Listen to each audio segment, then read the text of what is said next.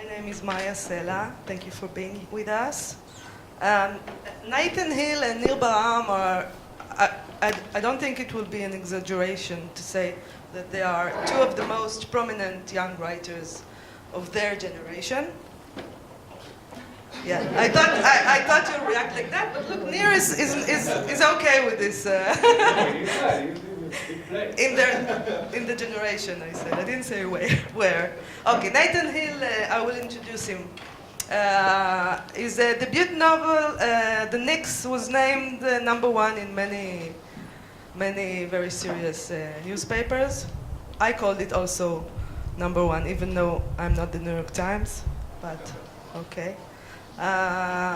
John Irving said about it, The Knicks is a mother-son psychodrama with ghosts and politics, but it's also a tragic comedy about anger and sanctimony in America. Nathan Hill is a maestro. That's what he said about you. The Knicks was translated to 30 languages, which is amazing, and it's your first book, but it took 10 years to write. Maybe we'll talk a little bit about it soon. Okay. Nir Baraham, which you all know, I guess, began publishing fiction in his 20s. Okay? He's the author of Remaker of Dreams, Good People, World Shadow, and now his new novel, At Night's End, יקיצה בעברית, is out. He also published one non-fiction called Land Without Borders. At a German newspaper, I read they said about you, Nir. Quite possibly, Dostoevsky would write like this if he lived in Israel today. Nathan Hill was compared to Charles Dickens. So I'm sitting here with two giants. I don't know what I should do about it. Maybe be the Bernard Fibot of my generation. You should be sarcastic as usual. It's working for you for a long time. Okay, so let's start. First, I would like to talk a little about the author as a prophet, if there's such a thing. Nathan, for example, you wrote about a senator called Sheldon Pecker, who is a caricature. Okay, it's absurd what's going on with this guy. But then came Donald Trump. But if I calculated it right, you wrote it in the Bush administration, before we could imagine there would be Donald Trump, right? Yeah, it was very awkward. The book came out in August 2016, so a few months before the election, but definitely during the election silly season. This character, everybody was like, "Oh, you must have based this off of Donald Trump."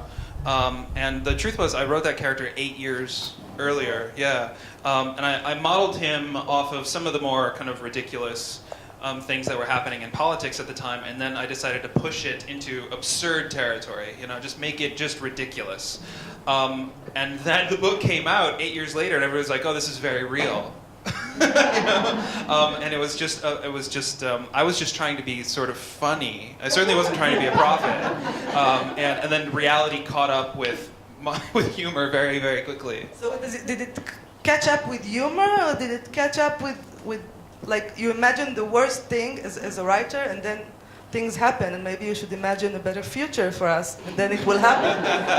Think about that. The next book will be a really optimistic one. Yeah. And Nir also, with this consulting company in World Shadow, everything that happened with the, what was it they call it, Cambridge Analytica, now, and a lot of people said to me, that's like in World Shadow.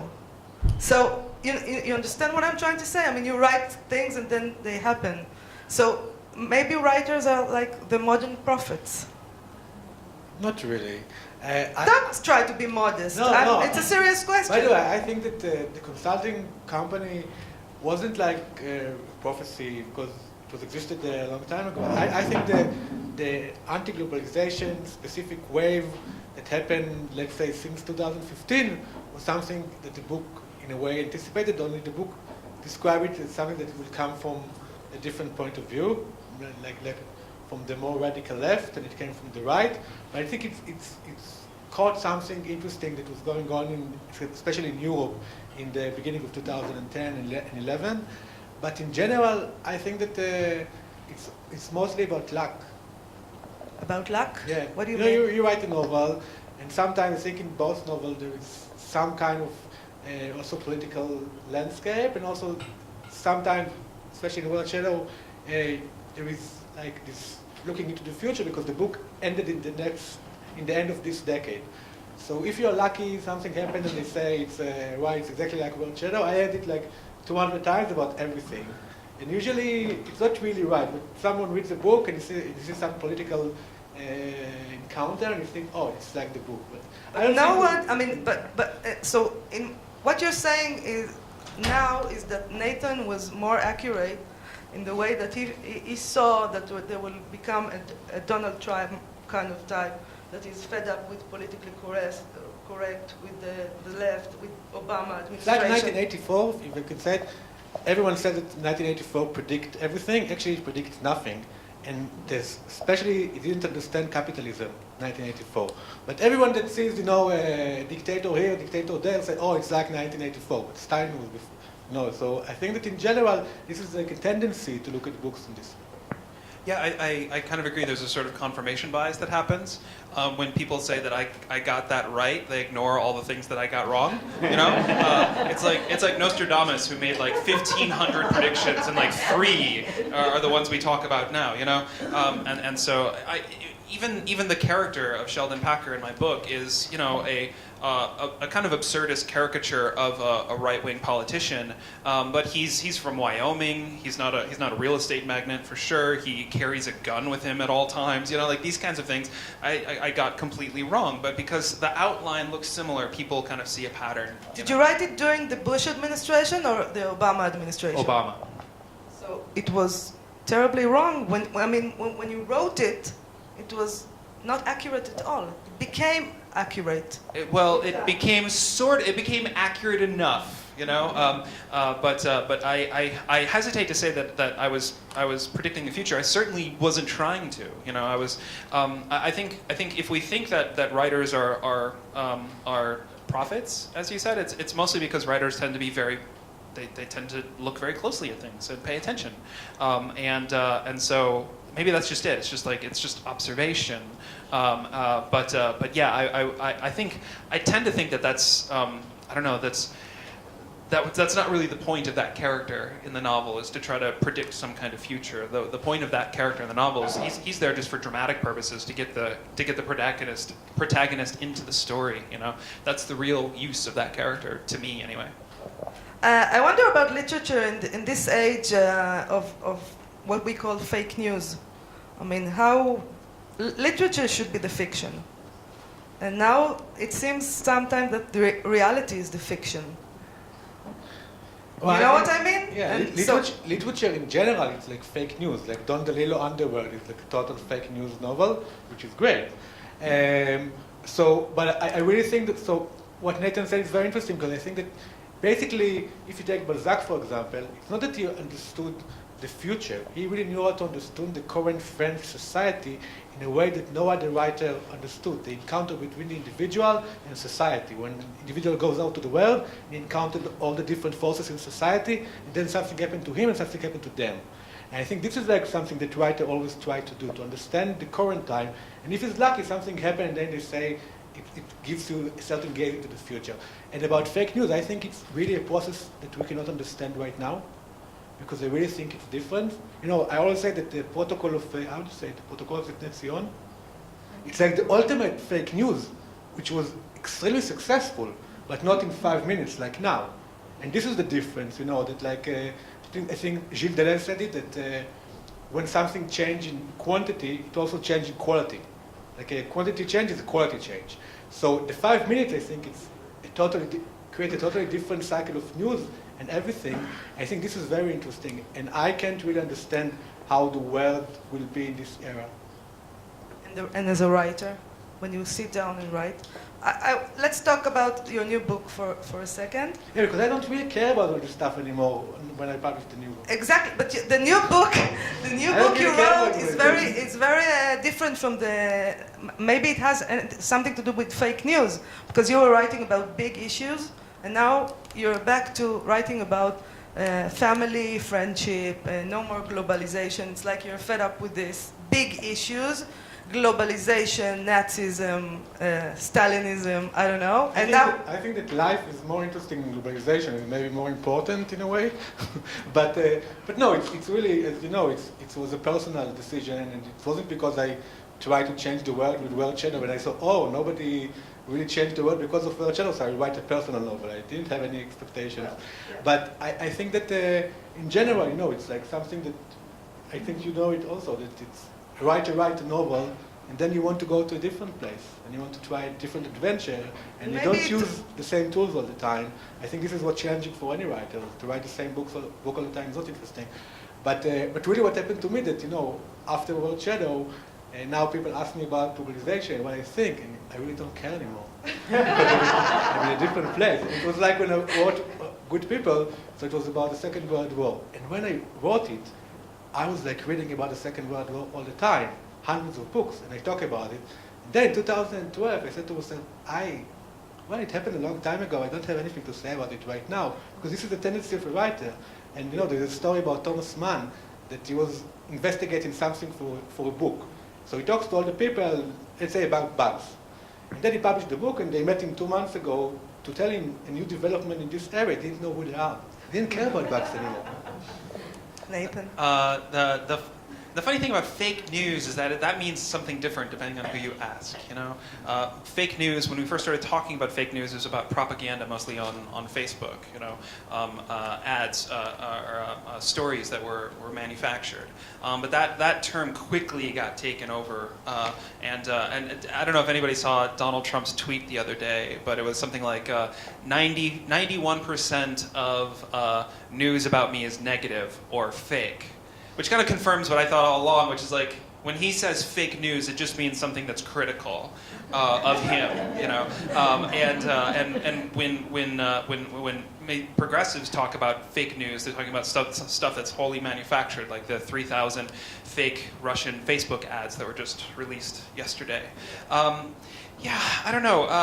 It's funny. The reason fake news works, the reason those particular pieces of propaganda on Facebook worked, is because they reinforce things that people already sort of believe. And that's, I think, where my book was trying to enter the conversation. You know, the world is incredibly complicated and scary, and the result of that is a lot of people, I think, erect these totalizing systems of knowledge as shortcuts. Like, I understand the world because I believe in X.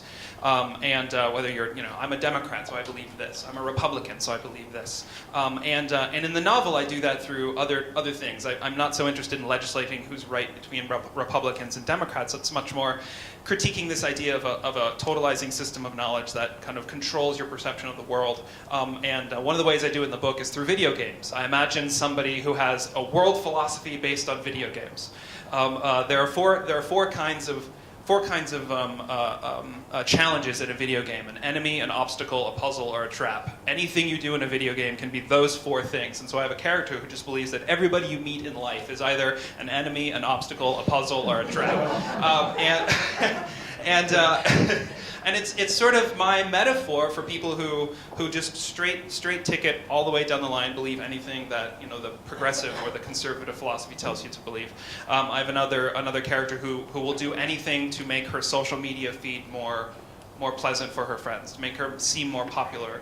And so I think that's what the book is really engaged with, is tearing down those systems of knowledge that are sort of unbreathable, where it prevents people from having a real critical distance from their own thoughts in order to analyze them, and people can kind of get stuck in that and not even realize it. So I think that's where I'm engaging in that discussion. I'm not really interested in trying to decide who's right or who's wrong.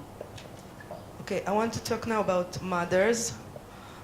because I know they promised you we're going to talk about fake news and globalization.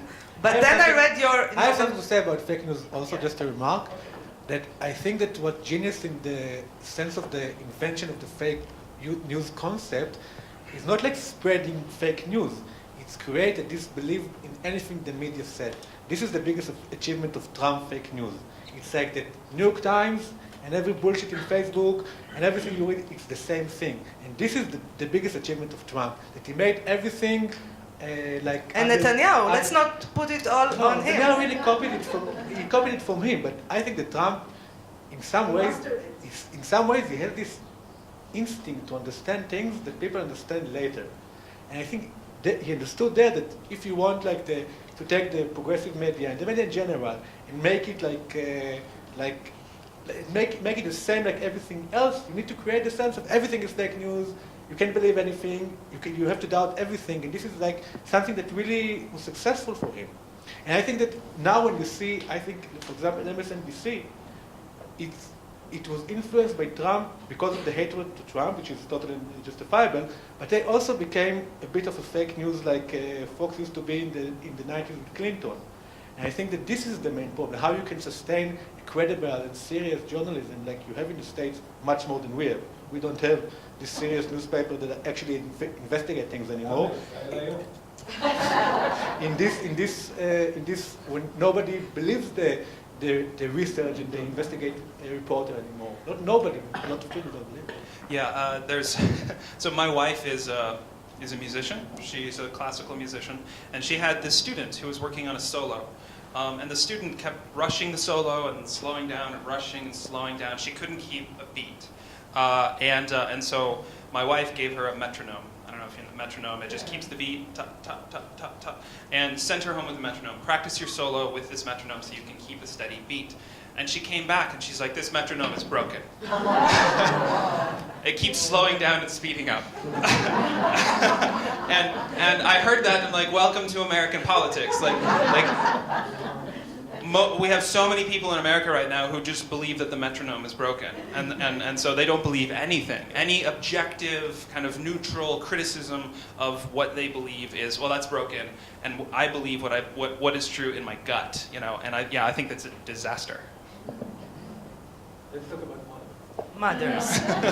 Mother. Okay. Exactly. Disappearing mothers.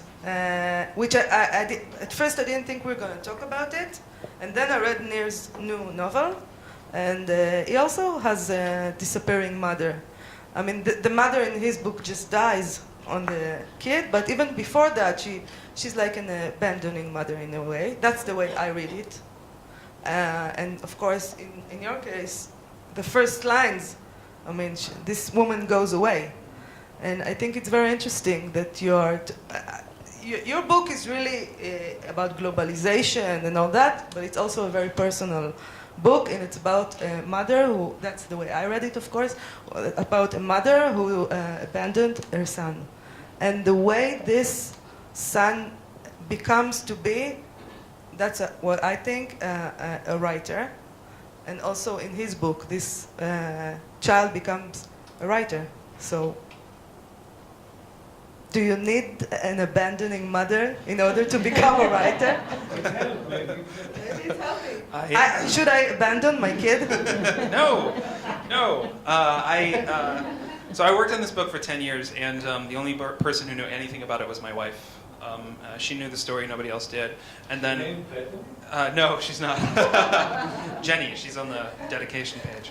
And so my mom didn't know anything about it, and the book sold. And I called my parents. Hey, the book sold. They said, They didn't know anything? No, my mom said, congratulations, what's the book about? And I was like, it's about a bad mother. And there's this pause, and she's like, you know what people are going to think, you know? And I'm like, yeah, I'm sorry about that. It's very Jewish to say, you know what people are going to think. It's also very Midwestern, American Midwestern, yeah. It's like worrying about what the neighbors... I have a friend who told her mother she's going to see a shrink, and her mother told her, I hope you're not talking there about the family. So I'm under almost like a legal obligation to tell everybody in public that my mom did not abandon me, and she's a wonderful person, and she's a big fan of the book. Where that came from in the novel was when I was growing up, my family moved around a lot. For my dad's job, we moved every 2 years or so when I was growing up. So I lived 3 different places in Iowa, moved to Chicago, to St. Louis, to like rural Oklahoma, Texas area. Lived on a cattle ranch for a little while. This was all before high school, and so. The feeling of like when you're a kid and you're like the new person in school, it's very isolating, it's very lonely, it's kind of a brutal experience, and I was that over and over and over, like every 2 years, and so my parents never, left. My mom never left, but when you're a kid, it feels like you've been abandoned every time you move. So I gave that to Samuel, that sense of loneliness, that sense of isolation. That's where I kind of pulled from my own experience to give him that. But do you think that this has to do with you becoming a writer eventually? Well, I know that books were definitely a refuge for me in that time. When you move to a new place, you don't have any friends, so I read a lot of books.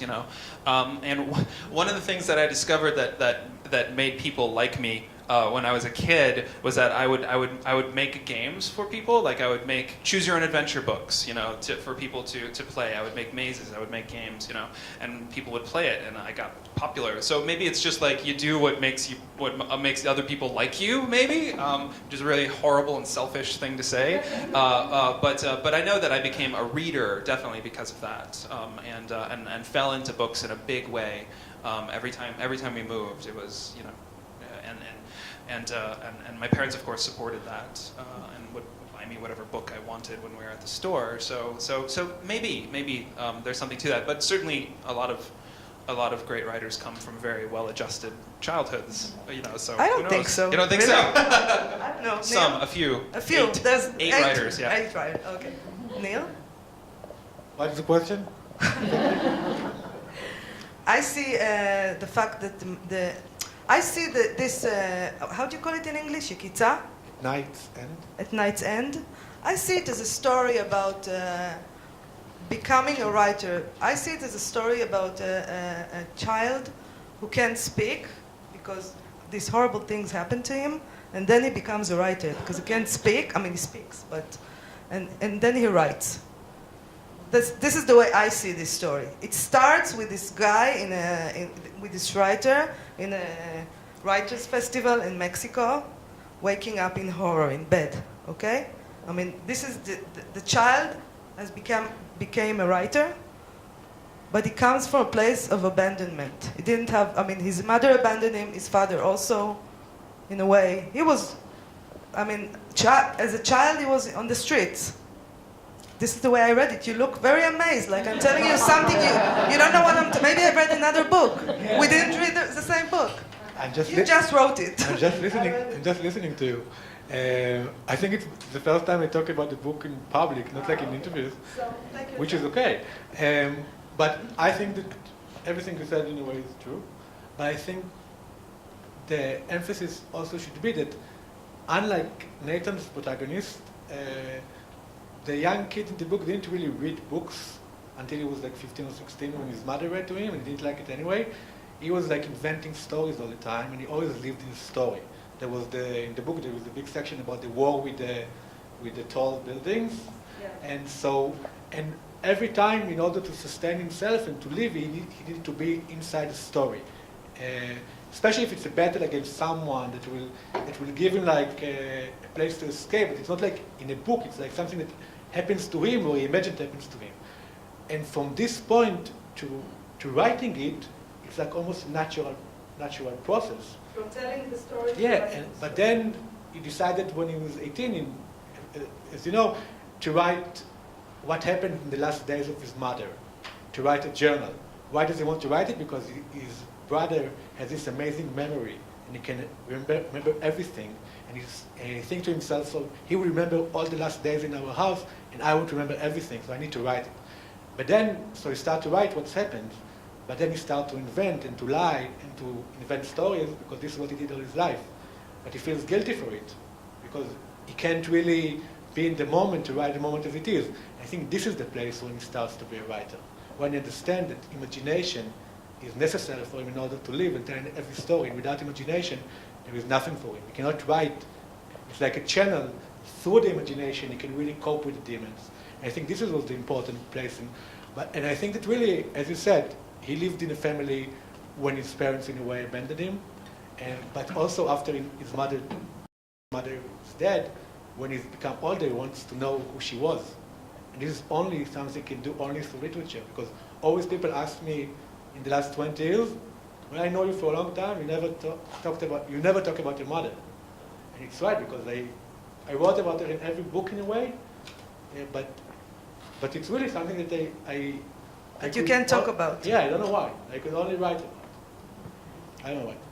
No, I can talk about some things, right? But this is something that it's only something I can write about. Do you also feel the same about, writing about this mother who is, of course, not your mother?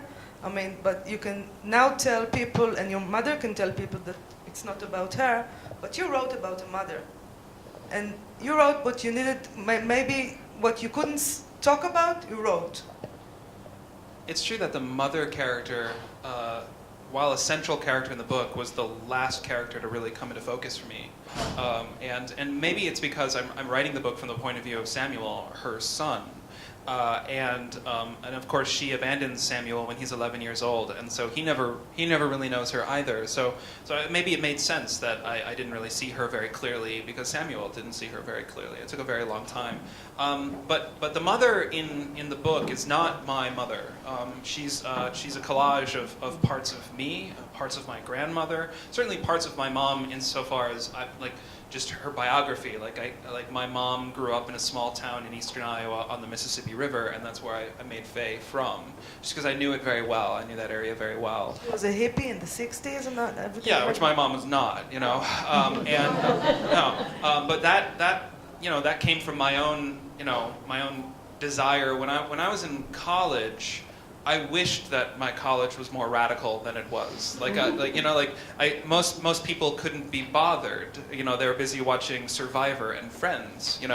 So I remember wishing that, if only it were the '60s, it would be so much better. And then when I started really researching the 60s and what it was like then, I realized I had my perception of it was full of nostalgia and sentimentalism, so sentimentality. And so that was just interesting for me, and so I pursued it. But yeah, she's really a pastiche of a lot of different things in my life, my mom's life, from my grandmother's life, and kind of all rolled into one character, which I think is something a lot of writers do. You take a fictional character and you wrap them in things from the real world that you understand, where they're appropriate. Why did it take you 10 years to write this book? if you don't mind me asking, I bet they've been asking you this 10,000 times. Well, a funny thing happened. So I started writing the book in 2004. And I started writing it as a result of this protest that I saw in New York City in 2004. It was the protest for the Republican National Convention. This was Bush Cheney's second term, and the war in Iraq was ongoing, and a lot of people came to protest the war. And so I started what I hilariously thought was a short story about somebody in that protest. And then I realized the story had more to it. And so I stopped writing that and started writing the rest of the story. And 6 or 7 years later, I came back to that original material and realized this is horrible. It was the stuff that inspired the whole book. I realized all of it had to go in the trash can. I had to do it all over. Yeah. And so for a while there, I thought the book was going to be like that snake that eats its own tail forever. I would always just be going. Part of the reason it took so long is, one, I had to learn how to write a novel. I had never done that before, and so there's just a learning curve to it. Second, I had a full-time job that took a lot of time, and so I was only writing on the weekends and mornings when I could put it together. And then third, of course, the story ended up being quite long. So those things put together, it took 10 years. Yeah. You were addicted to video games, right? So, okay, sort of, fine. Yeah, there's a Your black past. there was like a period. All right, so in 2004 I moved to New York City. I'd always wanted to move to New York. It was like this dream. I grew up in the the suburbs and the rural places of the American Midwest, and I thought if you want to be a writer, you move to New York City. And so I did in 2004. And one of the first things that happened to me in New York was I was robbed. All of my stuff was stolen out of my car on a day I was moving apartments, and so my clothes, my books, and my computer on which everything I'd ever written was stored, all of it was gone. Like many years worth of writing was gone all of a sudden, and I was very sad about that. And at the same time, What about the backup?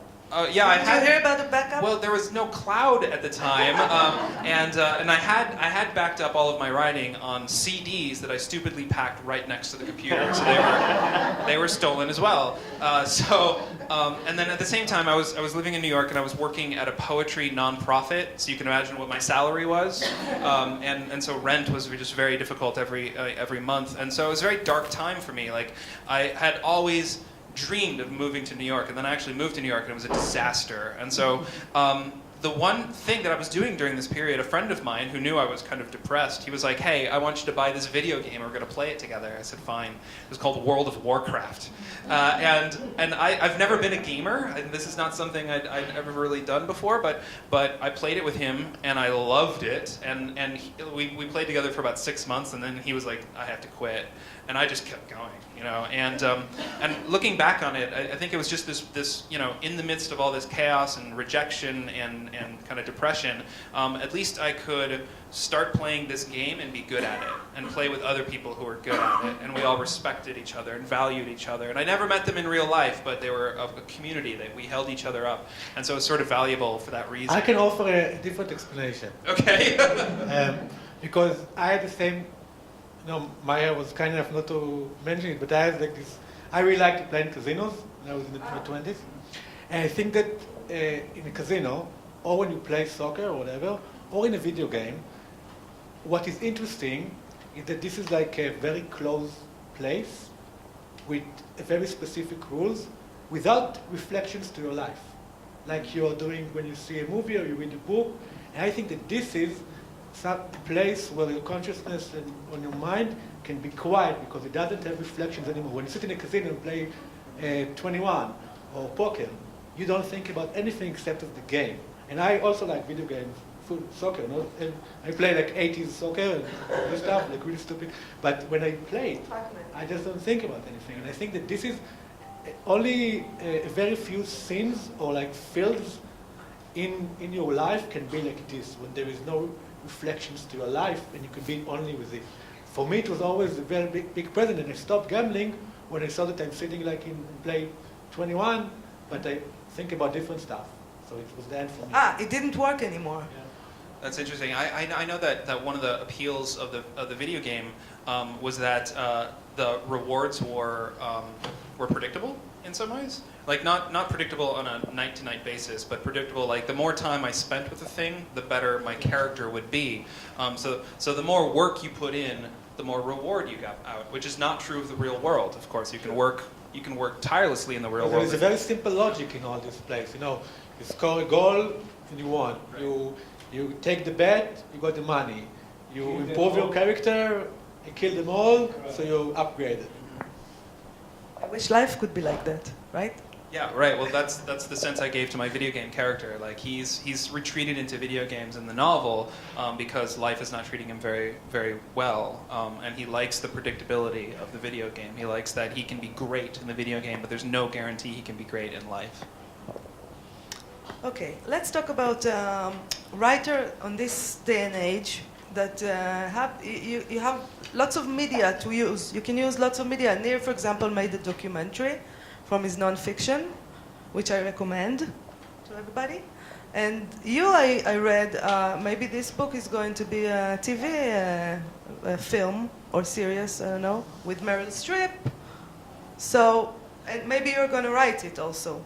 So this writer, as we know it, that just sits and writes books. This guy is gone, and now writers do lots of stuff.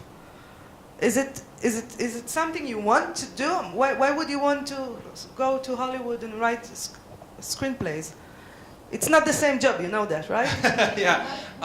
I wasn't going to do the screenplay for the adaptation of the novel. A guy named John Logan, who's a screenwriter and a pro, who's been doing it for a very long time, was going to adapt it, and I was like, great, have at it, have fun, call me if you need anything.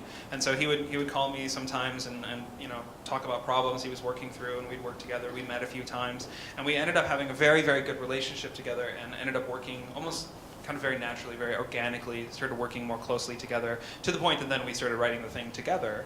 And that's been, what I've discovered is working with him and working with the people at Bad Robot and Warner Brothers and my agents on the whole thing has been really fun. I sat in a room alone for 10 years writing this book. Now to collaborate with other people is really kind of a joy. And it's so it's been just kind of fun, and it's just a completely new challenge. Screenwriting and writing drama is a completely different beast than writing a novel. The Knicks with Meryl Streep as the mother, I guess, right?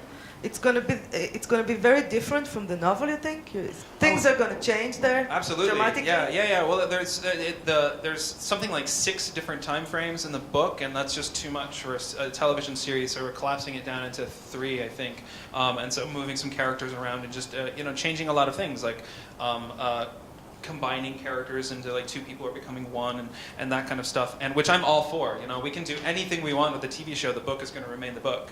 It's not hard for you to change your own book. No, it's in the service of telling the story the right way, and television demands a certain kind of narrative that novels don't. And television needs to be able to tell a story in a different way, and so really the goal is to tell the story in the way that the medium demands, and whatever changes we need to make. I think it's fun, actually. Did you meet Meryl Streep already? No. She's been busy when I've been in LA. Working with John and J.J. Abrams. I've met him a couple times to talk about the story, though he's been busy lately. He's doing Star Wars now. So, Neil, why did you need to do this documentary film after writing the book? Why did you need another vehicle to carry your message? I totally agree with Nathan that there is a sense that you write a novel, all the nonfiction or different things you do as a writer is really alone with yourself, and sometimes it's fun. You have this fantasy that it will be fun to work with other people, we sit in a room together, everything will be cool, and in the documentary it was until a specific point when we started to editing because I didn't understand that the editing is the only thing that's important. So everything was fun. No, not everything. I didn't like to wake up at 6 in the morning and start shooting, of course. But let's say mostly it was fun because we worked with people, and then the editing process was really exhausting, difficult. We started, there was always a struggle between different wills and different power, and I'm the writer and then this director. But it was very interesting because it's take something that you did, which I care less than my novels, I have to say. I'm more open to changes, and try to integrate it with other people's frames of mind and the way the documentary is being made. And there was a very funny moment when we did the editing. So they told me, the cinema people, the editor and the director, it's very important because they always treat me like someone who disturbed them. I should not be there. They just want to go all the time. So I would go and see what they did, and I always hated it. So, and then he told me, between every scene, when the scene ended, you must immediately enter the people that watch I forgot about it now. How do you call the people that watch the films? The viewers. Yeah. So in every frame, when you change a frame, you have to keep the audience tuned all the time. You cannot lose them, even for a second. And then I asked them, why? They look at me like I'm some kind of an idiot. Yeah, and I said, why? Maybe it's a good way that they will be lost a bit, and they will think about it, and they won't find themselves. It's a documentary. And this was and then I really saw that they didn't understand the question. Then they thought about it in a way, and it was a funny moment. Anyway, but in the end, the only thing that was important for me is to choose the music. The music. And I chose it. But 90s trash was really important for me. No, it's not 90s trash, right, man? It's 19... It's 90s. Yeah. I don't know about the trash, but it's 19. But do you think that in this film we get something that we don't have in the book? I mean, if I would to ask you, should I read the book or should I watch the film? What would you answer? What do you think?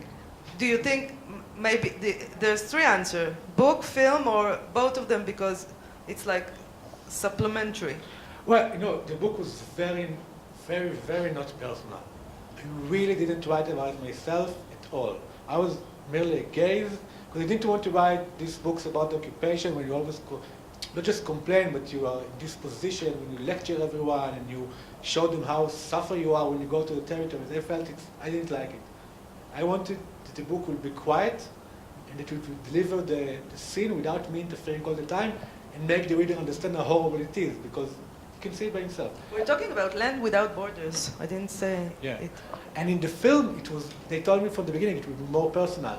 And I think the film gives you an emotional experience because you get to have the experience through me and my family and my father and the way I believed in all these ideals of 67 borders and the two-state solution, and people can really identify with it. But you know, the main reason I did the movie was because I felt people don't understand from the book the refugee thing. And I decided that they can read the book and try to ignore it in a way. They will not be able to ignore it in the film, and I think only in this specific point it was successful. I want to talk. We have to finish soon. I would like to talk about about success. Actually, your book was translated to 30 languages. Was shocking to you? I mean, after sitting, writing for 10 years. Oh yeah, it was really shocking. In the lead up to my agent sending the manuscript out to publishers, my house was an optimism-free zone. Like, my wife was really excited. She had read the book. She liked it a lot, and I was just like, look, you know, it's a really long book by someone that people have never heard of. So don't get your hopes up. And then I thought it was a very American book, so I didn't think it would travel, you know, as much as it did. So it was all very, very surprising. So, and now you're here, and you told me before that you're going to Warsaw and then to Spain, and you're touring with the book now. What are the reactions from non-American readers? You thought it's a very American novel. Yeah, so. the reactions have been kind of the same all over, you know, and like what you said earlier, that at the heart it's a story about a mother and a son, you know, it's about people who are disconnected, people who are lonely, and these things, like, people are pulling out these things that are sort of universal, you know, so wherever I go, I feel like the reaction has been the same, the questions have been the same, though I will say that when I'm outside of the U.S., I get way more questions about Donald Trump than I do when I'm inside the U.S. You know, I think we're all sick of talking about him. You're fed up with him. Well, it's just like it's like a constant fire, you know. So yeah, we're kind of done talking about it, but the rest of the world isn't. Okay. Nir, you're also translated to many languages. I see you're traveling, and this in your new novel, he's in a book fair, right, in Mexico. The protagonist. Well, I think there is a big difference between Nathan and me in the sense that he's coming from the big market anyway, and then translations are important, but I don't think as it is for an Israeli writer who comes from a very small market. So it's like being in the empire and being in the province, and to really, like, for example, for an Israeli writer to be translated to Dutch is very important. Now, for an American writer, it could be very important, but not exactly from the same reasons. I mean, but I think that generally speaking, we get, of course, always the Israeli questions everywhere. Occupation. Yeah, every book you write is always like a metaphor about Israeli occupation. Even when I wrote Shadow, which is not a metaphor about Israel exactly. You know, there is They tell you everything is a metaphor about. It's like there is the word strike and the word kind of destroyed and whatever. But always there is the tendency to read it through the Israeli-Palestinian conflict because they see us as an invoice that should tell them about what's going on in this desert when there are camels and wars and Tel Aviv, which is a very Western city, and it's a very exotic complex, of course. But I do think that sometimes you get interesting readers after reading interesting interesting reviews, interesting readers outside of Israel, because they don't read the book only through this frame of mind, but they read it through their societies and their experience and what happened to them, and then you get interesting reactions in different places for the book. But I think that in general, for a writer, it's interesting to see how his works is being translated and being read by people that don't know him, don't know anything about him, don't know his society even, because it's an interesting test. Is it interesting to go to these book festivals and do these talks in front of, I mean, you both do it pretty much. Do you like doing it? Is it interesting? Is it interesting for you? I mean, because I sometimes think, because when you told me that you came here and now you're going to Warsaw and then you're going, I thought this is sounds exhausting, and yet you do it. So why are you doing it? Really? Why are you doing it? Oh well, I've never been to Israel before, so when they so invited me, I was like, I want to go. Let's go and ride a camel in Israel. You said yourself. I didn't say that exactly, but I wanted to see new places, and also there's something like like we were talking about earlier in that writing can be very isolating, And I'm not a teacher anymore, so I don't have that kind of human contact regularly. I'm kind of in my office, all day, most days. So getting out and interacting with readers and interacting with other writers and reviewers, is fantastic. It's just making those connections. I think is really important. And then of course there's the sightseeing and seeing new places you've never encountered. And sure, yeah, it can be exhausting. I know that in Barcelona, I saw my schedule and they set me up for interviews with local media for 12 straight hours, and I had to get back to them. I was like, "There's no way I could possibly do that. I would be exhausted and bored of myself by like hour 6." So yeah, sometimes it can be a little tiring, but on the whole, I find it's exhilarating. It's joyful. I like it. Do you want? Maybe the audience wants to ask something, or should I go on? Ron? Because I saw. Your mother really came from North European and all this part? Yeah, so my mother's family, a few generations back, came from Norway and settled first in Minnesota in the U.S., then moved to Iowa, which is where they still Did she tell mostly you live. the story about the Knicks? I mean, No. We've lost contact entirely with the family back in Norway, and we're not even sure why. Who is it? My great-great-grandfather? Why he left, or even really where he's from. My mom remembers her grandmother talking about Hammerfest, Norway, which when I finally looked it up, not only is it it's the northernmost city in the world, but also it has this incredible and tragic history in World War II, and so. It was like the Knicks was an opportunity for me to kind of fill in a family history that doesn't actually exist for me. We don't know why he left. We don't know what his life was like back in Norway. He never talked about it, and so I was kind of filling in the blanks. In the character of Frank, Faye's mother, is my attempt to answer that question about why he left Norway and what was back there.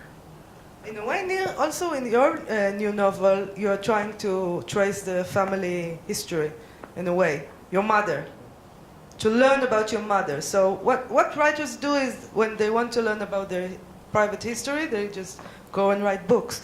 This is what I hear. Yes, and also you can also imagine part of your mother's past.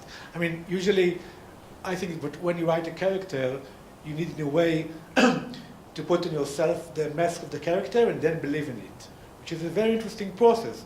So in a way, when I write my mother, I didn't write it from her point of view, but in some ways, I wanted to understand her in the 60s, because in our family there was this notion that before I was born, everything was good. Not specifically. not before I was born, before the 70s. I was born in 76. But there was these glory days, when they were in New York, the glory when they were days. in New York for 2 years, and when my mother used to work, she was like very successful in her work, and when everybody was younger, and my brothers were young, so I really heard about it all the time, like these glory days of the family, and in the book it was a way to write about it, and also sometimes to laugh about it, and also to doubt it. And because everything is always, this nostalgia is not really, I'm not sure they were so happy before I was born, maybe.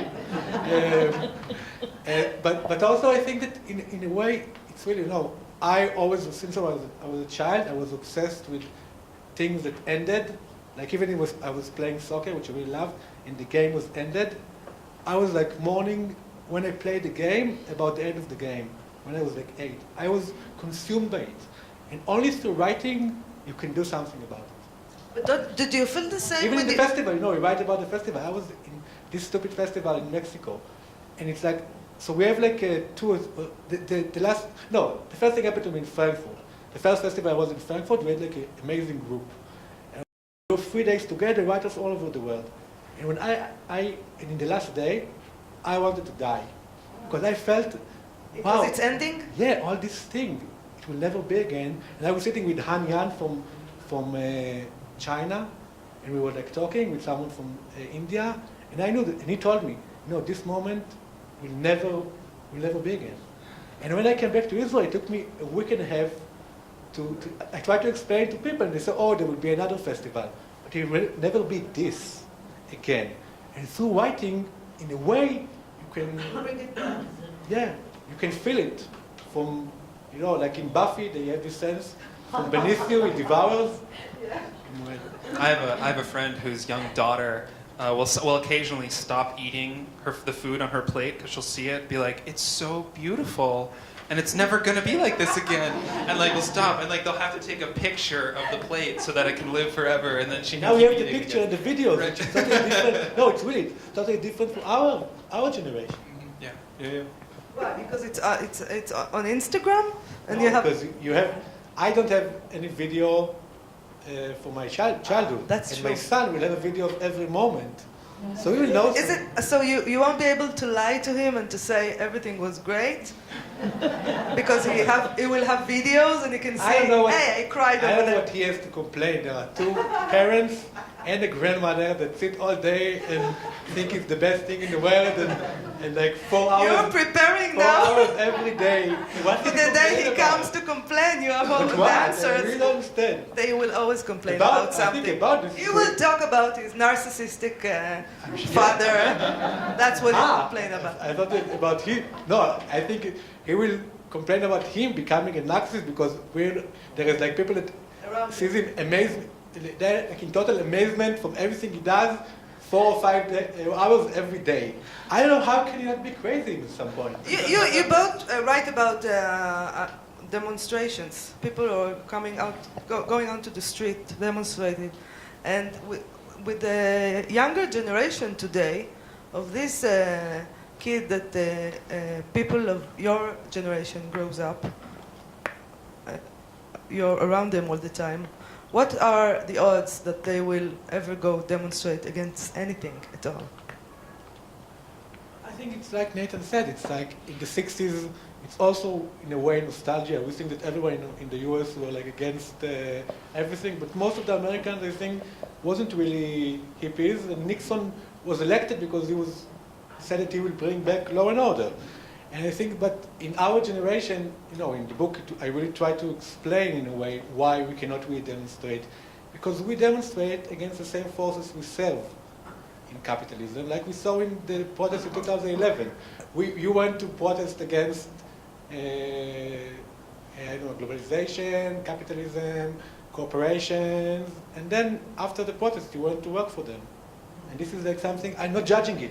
This is the situation in capitalism, because capitalism, unlike fascism, doesn't demand your loyalty and your talent, only your loyalty. Only your talent, sorry. So you can be like a Marxist. If you work for us in the morning in Google, so it's cool. You can go in the evening and write on Facebook and quote Marx. Yeah. I think this is what happened also in protests in the US in 2011 or 10, and also in Israel. I think I don't know. I was watching the protests, the Parkland shooting survivors, and they were very inspiring to me, and especially how they manage themselves on social media. I think they leverage social media in a way that certainly my generation couldn't do. So I thought that was quite inspiring, and I thought, yeah, of course, yeah, the young generation now is going to be politically active. Of course they are. But then again, I look at one of the things that I discovered when I was doing a lot of video game research is that a lot of the same people of that age are also responsible for some of the most horrible behavior online in video game circles, or just on places like Reddit or 4chan. Some of the most horrible, sexist, racist stuff happening online is also happening, being done by people this age. So I don't know. It's I don't know what the future will be. Obviously they are active, but in which way are they going to be active is I And also, maybe it's because I'm very, very old, but when I see them in this demonstration, they talk very nice, but the people who win eventually are the people with the money that want to sell guns, and they will keep on selling guns. It's not going to change. It doesn't seem like it's going to change. It's just like we have very emotional videos on Facebook, and we say, wow, that's great youth. But nothing changes. Money controls everything still. The thing that I was saying earlier about people who don't believe the metronome, it was very, very interesting to watch how quickly in places like 4chan and Reddit and these kinds of places online, how quickly folks were able to debunk and ignore these kids who were in the shooting and saying they're crisis actors, that they weren't there already, these conspiracy theories, that they're being paid, and this kind of stuff happens all the time. So it's very easy to dismiss people and when they disagree with you, So I'm sorry, what was the question? That's really an important point, because I don't think there is any other case in the world right now which is so obvious as guns in the US when it comes to shooting. And it's really something that people, I think, will look in 20, 30 years and will not believe that people didn't change it. It's unbelievable. I mean, everything is so obvious. The shooting, when you compare it to other countries because of the laws, I think it's really an example. And I don't think there are a lot of examples of this kind in the world right now, which really money and lobbyists can stop something which any idiot can understand, really. And nobody stops it. It will change. It will change. No, It will change. also in the 90s they said when Columbine... They always say that. And then it changed for It Britain. never changes. No, but the assault weapon, for example, this is something that is unbelievable. I think even when in Israel is such a crazy place, and I have a lot of criticism about Israel, but when you look at it, sometimes you can say, okay, so Israel is not that crazy. No, we're not that crazy. That's a good way to finish this talk. Thank you for coming. And Thank you, everybody. Thank you, Neil. Yes, there are books outside if anybody wants to buy, and maybe they will even sign it.